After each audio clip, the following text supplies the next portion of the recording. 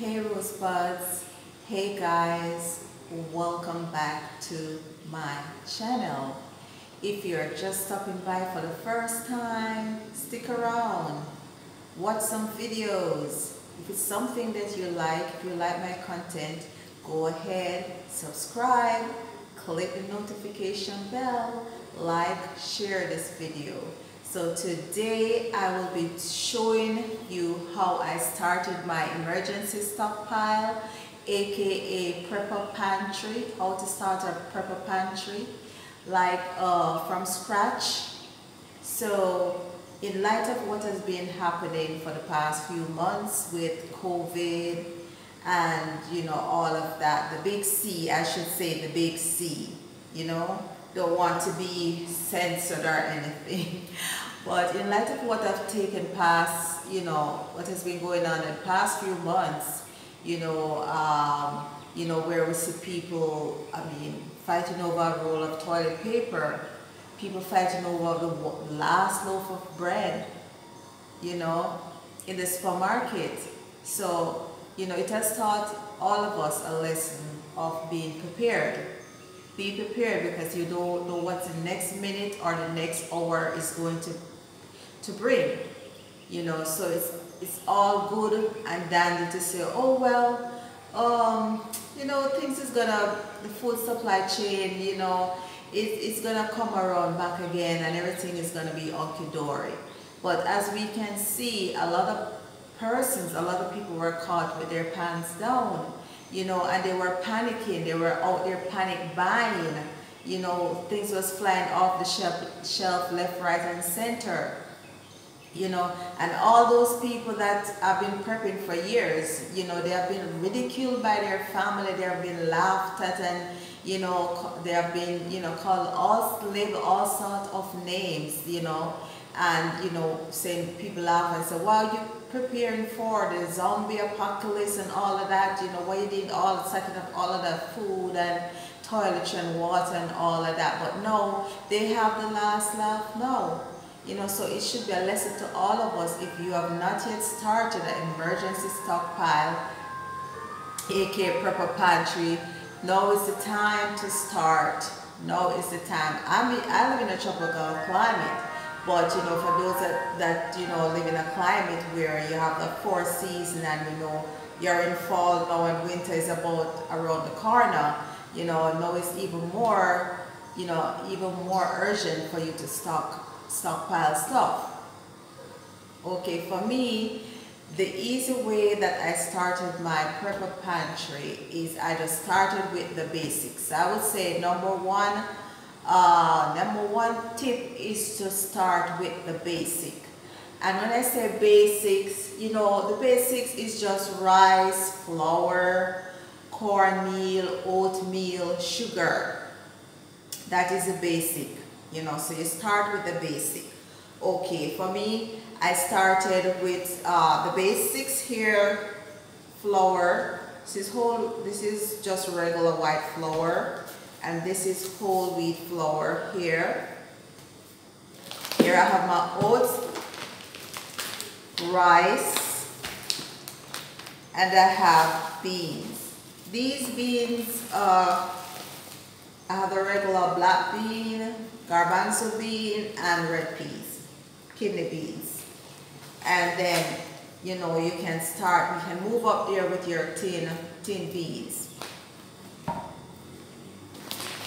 Sugar, this is brown sugar, and rice again, whole wheat rice, brown rice I should say, brown rice.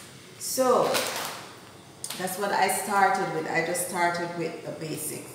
Okay, you're gonna say now, how much food should I stockpile? Yes, how much food should you stockpile? Because you don't want to go too far out the left if is you alone or you have a small family.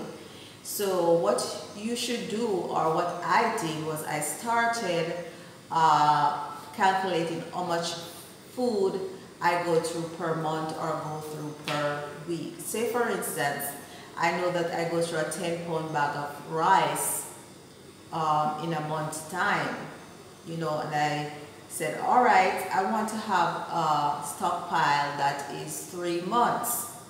You know, if crisis come and I can't leave my house, I want to know that I have 3 months worth of food, or 6 months worth of food, or 1 year's worth of food. So in order to calculate how much food you need for the 3 month, the 6 month, the 1 year, or whatever, as I said, you started out with knowing how much of the different foods that you consume per month, and you multiply that. So for instance, you consume, as I said, 10 pounds of rice per month. So if you want to have a 3 month food storage, then all you do is multiply 10 pounds of rice times 3. That's 30 pounds. So you need 30 pounds of rice to tide you over for a 3 months period if you cannot do any shopping whatsoever. So it's up to you to determine what is the time frame of your emergency food storage. It's up to you to decide, and you know, based on the amount of people also you have in your house. Do I want to stockpile for 3 months? Do I want to stockpile for 6 months? Do I want to stockpile for 1 year? Okay, and that is how you figure out how much food would you need. You would do the same thing with water. You know, you do the same thing with meat, whatever. You know, but we're starting today with the basics, okay? And the basics, as I was saying before, is, all right, basics is flour. So some people, they don't have, I have both white flour and brown whole wheat flour. No, the white flour will definitely last longer than the whole wheat flour, because the whole wheat flour having the whole grain that have all the oils and everything else in there. It has everything in there. While the white flour, as you know, it's just like starch, and they add some vitamins to it back, enrich it back.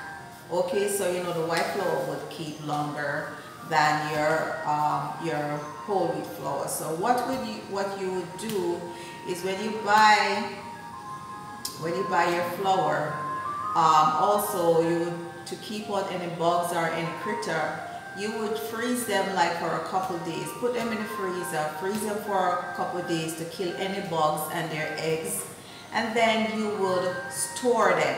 Now, there are many videos here on YouTube that tell you how to store your wheat and, you know, your grains and all of that. There are many videos here on YouTube that you can research. But if you don't have the money to spend to buy Mylar bags and all of those fancy stuff, and you know, all you do, as I said, is just freeze it first for a few days, and then of course you can go to the supermarket, go to the bakery and get one of those 5-gallon buckets, food grade buckets, and you can, the one with it has a ring in there, the black ring, which is a seal the ring, and you can put your flour in there, you can put your rice, and you can put your sugar in there. Okay, and you can put some bay leaves in there, because the weevils don't like bay leaves. So you can put some bay leaves in there as well, and you can store these in a 5-gallon food grade bucket. Okay, so you have your flour. I mean, most people generally store the white flour because it lasts longer, but it's good to have some whole wheat flour as well. Okay, the next thing, you know, you have your rice here. You can have, this is the basmati rice, white basmati rice, and then you have, I have some brown rice here too. Now, the same way that you store the flour, you can store it the same way. You can store the rice the same way, that 5-gallon food grade buckets. You can put the bay leaves in there as well. Okay, the next basics is oatmeal. Okay,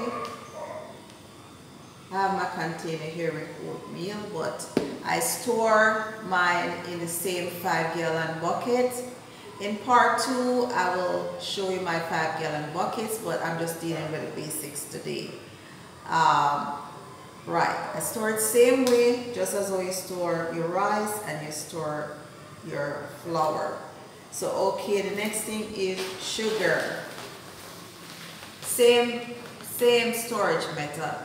You can have your white sugar, and you can also have your brown sugar. And you can store it, as I said before, in those 5-gallon food grade bucket. You can go to the supermarket or go to the bakery, and they'll probably give you it for free, or you can buy it at a small price. Okay, so the next thing is peas and beans. We're just dealing with the basics here today. So here I have some different peas and beans, and these you can also store in the 5-gallon food grade bucket with the bay leaves as well. You want to have like a variety. See, like I have the beans here. You don't want to store just one type of beans. You want to store several types of beans, because if a situation where you can't leave your house, you don't want to be stuck with eating just this. You're going to get bored. You're going to get food fatigue. Okay? So you want to have as many variety as possible. And the other thing is that you would need to get some tin peas and beans as well. Because if you don't have the wherewithal to cook your dry beans, at least these are already cooked, and you can just open the tin and voila, it's there. And also, I should say, please do not stockpile store stuff that you absolutely ate, that you do not eat. The whole purpose is for you to stockpile stuff that you actually eat, that your family actually likes, that you eat on a regular basis. Because remember, you're gonna want to be able to rotate the stuff. So as you take out and you eat, you put back. You're rotating, so you don't have stuff going bad on you. Okay? So if you, for instance, you know, as I said, you want to have that 30 pounds bag, because that's what 30 pounds of rice for 3 months storage. If you are say you use 5 pounds out of it, okay, you want to go get another 5 pounds, add back to it, so at all times you have that 30 pounds of rice for that 3-month emergency. Because remember, emergency can be several things. You can have emergency where you lose your job and you have no money, but you have that pantry full of stuff. Also, it can be a situation where you are sick. You're sick, you can't leave the house, you're unable to shop, but you have your pantry full of food. Then that could be one less thing for you to be worried about, because you're going to say, oh, I have food there, I can't leave the house, but me and my family will still be able to make a meal. We'll be able to sit down and have a meal. So, you know, these are a few basic points that you need to start an emergency pantry or an emergency stockpile. Now we'll go into the other, in another part 2, I will go into another step up, because we're dealing with the basics today. So we're going to step up from the basics and go to some additional stuff. But today I'm just dealing with the basic.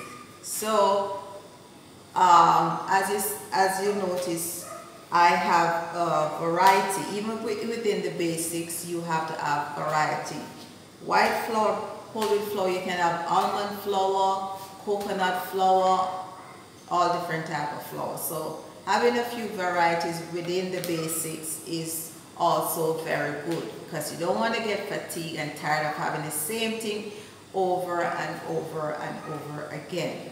So that's what we're doing today. We're just starting with the basics. So thanks for watching, and if you have not yet subscribed, go ahead and subscribe, so when I upload the other part 2, you can be notified. So subscribe, like, share, and click that bell. See you in the next one. Bye.